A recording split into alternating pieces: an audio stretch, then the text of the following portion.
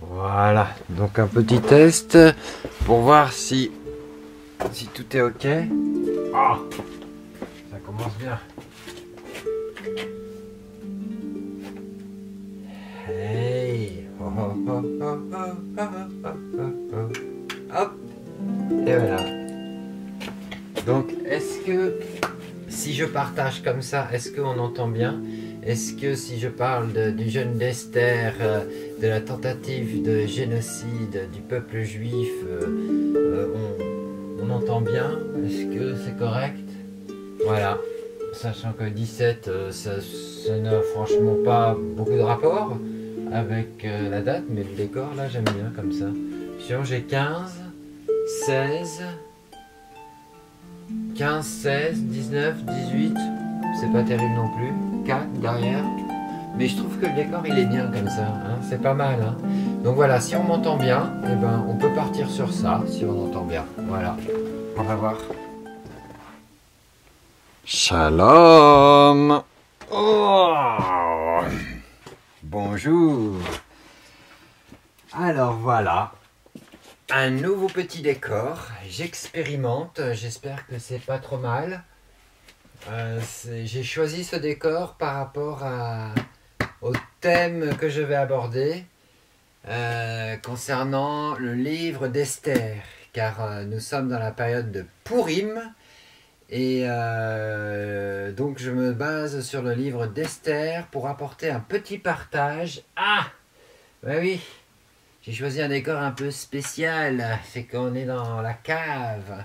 Pourquoi dans la cave? Eh bien parce que au travers de la lecture du livre d'Esther, j'ai compris que comment dire ces choses, parce qu'il y a vraiment beaucoup de richesses, hein, et je ne sais pas comment aborder la chose, mais je vais tout simplement aller au plus simple.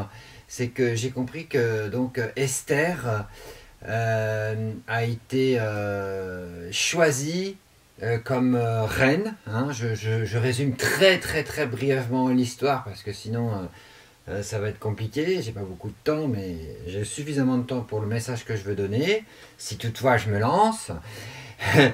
et et j'ai compris que Esther représente donc le juif. J'y arrive pas. En fait, c'est trop compliqué. Je vais reprendre un passage. En fait, c'est compliqué parce que j'ai compris intellectuellement, mais dans le cœur, je ne sais pas comment faire sortir ça. Et c'est assez embêtant. Le livre d'Esther est vraiment quelque chose de très important à lire. En ce moment, nous sommes dans la période du jeûne d'Esther, d'un jour. Normalement, c'est 3 jours, mais les sages ont décrété un jour, ce qui est suffisant, parce que 3 jours sans boire ni manger, c'est très difficile. Et donc, j'ai tenu à apporter un partage au travers de cette période de jeûne pour dire que je sais pas quoi dire en fait. En fait, je crois que je me plante. Je me plante. Je vais recommencer, hein. Je vais recommencer. Des fois, faut savoir recommencer. Ça y est, je crois savoir comment faire. Quand on ne sait pas trop présenter les choses, il suffit de reprendre certains passages. Ben oui. Esther, chapitre 2, verset 7. Ça parle de Mardoché, qui est l'oncle d'Esther. Il élevait donc Hadassa, qui est le vrai nom d'Esther, fille de son oncle, voilà, car elle n'avait ni père ni mère. La jeune fille était belle de taille et belle de figure. C'était une belle femme. À la mort de son père et de sa mère, Mardoché l'avait adoptée pour fille. Voilà la présentation de Esther, qui veut dire caché, donc ça tombe bien aussi. Hein. C'est pour ça que j'ai choisi ce lieu qu'est la cave, parce que Esther veut dire caché, mais veut aussi dire étoile, ça dépend dans quelle langue, soit en hébreu, soit dans la langue perse. Esther vient de Astarté, ou alors en hébreu ça veut dire caché. Donc on voit bien que d'un côté ça veut dire étoile, mais de l'autre caché. Et Esther, c'est ça, c'est une étoile cachée, parce qu'elle est en galoute, donc en exil, et qu'elle a été choisie comme reine, elle doit cacher son identité juive, sans quoi elle ne pourrait pas devenir reine en Galoute. Et, euh, et Mardochée lui a interdit de révéler son identité. Et c'est là où j'ai compris que Esther a pu être puissamment utilisée par Dieu parce qu'elle était soumise à une autorité, et celle de Mardochée. Esther ne fit connaître ni son peuple ni sa naissance, car Mardochée lui avait défendu d'en parler. Et chaque jour, Mardochée allait et venait devant la cour de la maison des femmes pour savoir comment se portait Esther et comment on la traitait. Donc non seulement elle est sous une bonne autorité, mais cette autorité est bonne parce qu'elle prend soin de la personne qui lui est soumise. Et c'est comme ça qu'une femme peut être épanouie, quand elle a trouvé son autorité et que cette autorité prend soin d'elle.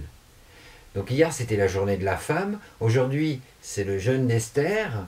On peut comprendre qu'il y a quelque chose à saisir dans ces jours-là en ce moment.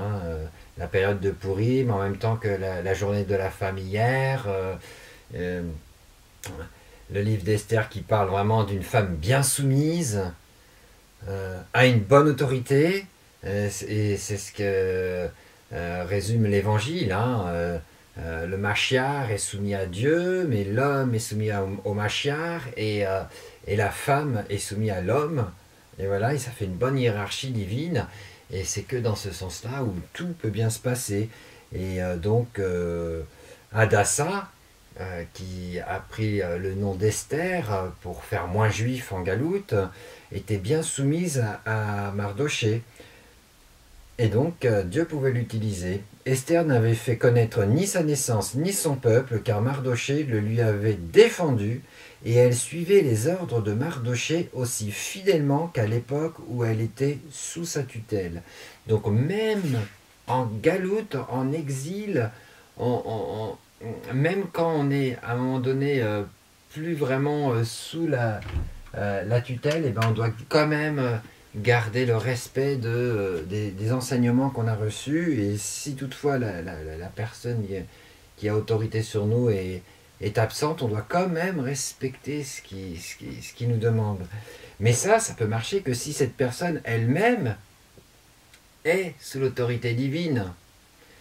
Voilà.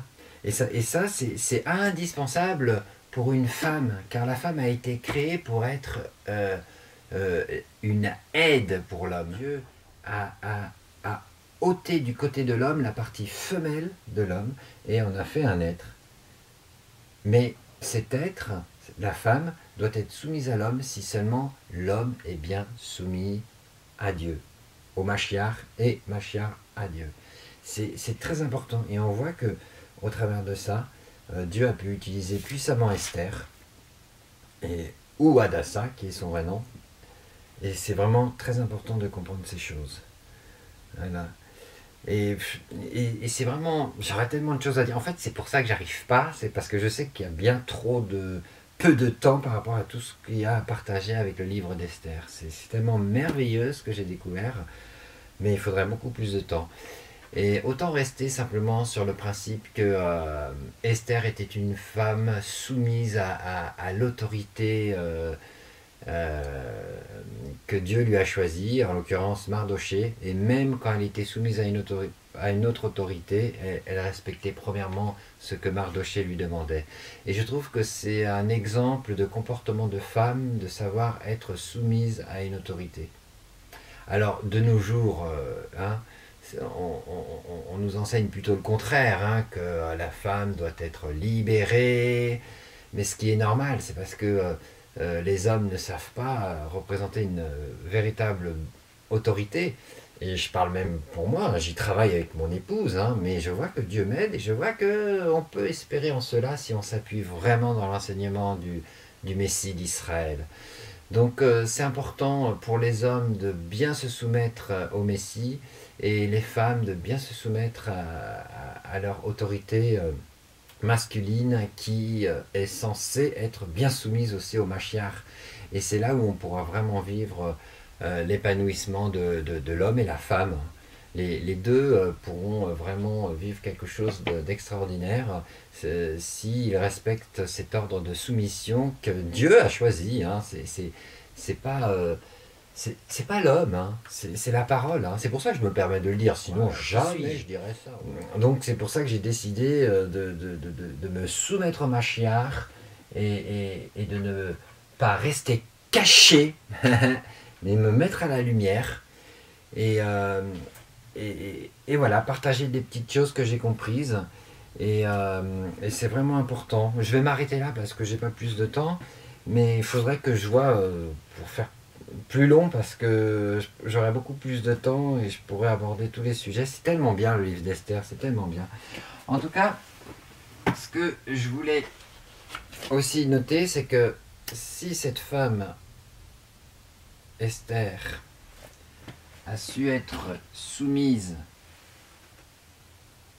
à son autorité, c'est parce que en elle, voilà ce qu'on pouvait y retrouver.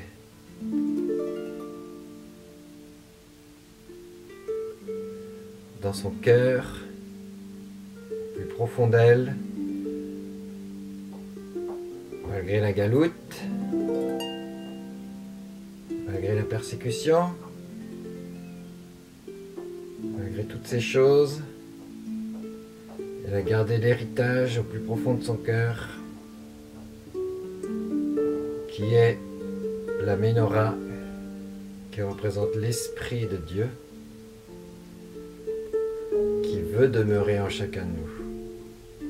Mais pour cela, il faut savoir être soumis à l'autorité à laquelle nous sommes attachés. Et Esther avait cela dans son cœur. Donc quand Mardochée lui demandait quelque chose, elle s'y soumettait sans aucun souci. C'est ça qui est important. Et quand bien même à un moment donné, elle ne s'y est pas trop soumise parce qu'elle a essayé de discuter, Mardochée l'a un peu raisonné en lui disant que si le salut ne viendra pas d'elle, il viendra d'ailleurs. Et elle a aussitôt obtempéré parce qu'elle avait une Ménorah en elle, l'Esprit du Seigneur en elle. Donc, mesdemoiselles, mesdames et messieurs aussi, parce que tout le monde doit être soumis par rapport au plan de Dieu, et bien, si nous voulons vraiment que les choses marchent et que la femme puisse être épanouie, alors elle doit avoir cela dans son cœur, c'est-à-dire l'Esprit du Seigneur, tout comme l'homme, que le Mashiach donne autant à l'homme qu'à la femme. Si seulement ils sont dans l'unité, dans un respect mutuel, et que la femme devienne une aide pour l'homme et non contre l'homme. Voilà, c'est le message que je tiens à partager. C'est ce que j'ai compris en lisant le livre d'Esther, c'est que c'est une femme qui a su respecter l'autorité à laquelle elle est rattachée, en l'occurrence Mardochée. Voilà, c'est mon message. C'est tout ce que j'ai à dire parce que voilà, j'ai que un quart d'heure et j'ai fait quelques petites bêtises au début, j'ai pas su bien présenter les choses. Merci de prier pour moi pour que justement cet esprit soit davantage en moi afin que je puisse mieux partager. Et oui, c'est tous les jours qu'on doit travailler à notre sanctification. Baruch Hashem, merci Seigneur pour ce petit partage et fais-nous grandir Seigneur, fais-nous grandir par ton esprit Seigneur, par ton esprit. Shem Yeshua Mashiach, nous t'aimons et nous t'adorons. Merci pour toutes les fêtes que tu nous donnes, que ce soit par ta propre volonté ou par ta volonté communiquée au chef dirigeant de ton peuple, Seigneur. Merci, nous t'aimons, nous t'adorons. Amen.